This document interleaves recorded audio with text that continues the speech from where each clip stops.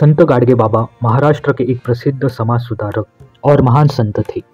उनका जन्म 23 फरवरी 1876 को अमरावती जिले के देसवांडी गांव में हुआ था। उनका असली नाम गंगाधर पंढरनाथ जोशी था, लेकिन वे गाडगे बाबा के नाम से प्रसिद्ध हुए।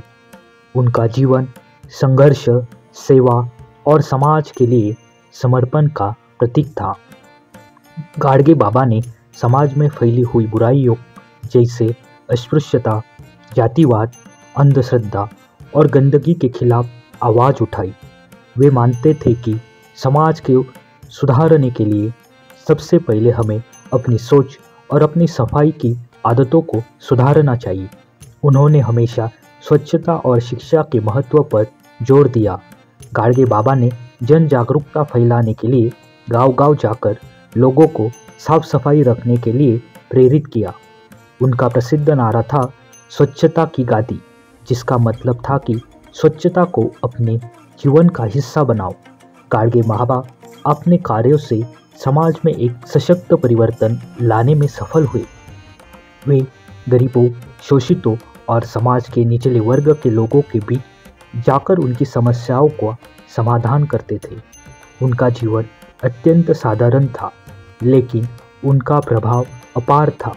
वे हमेशा बिना किसी भेदभाव के सभी के साथ समान व्यवहार करते थे। उनका कहना था कि व्यक्ति का मूल्य उसके बाहरी रूप से नहीं, बल्कि उसके अंदर की अच्छाई से मापा जाना चाहिए।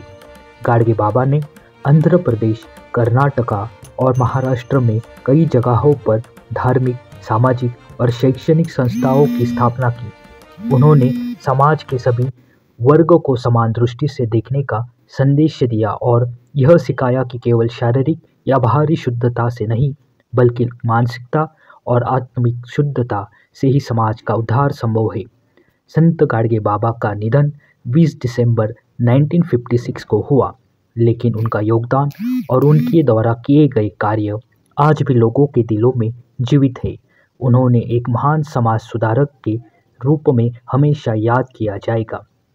आज 20 दिसंबर को श्री संत गाडगे बाबा जी की पुण्यतिथि है।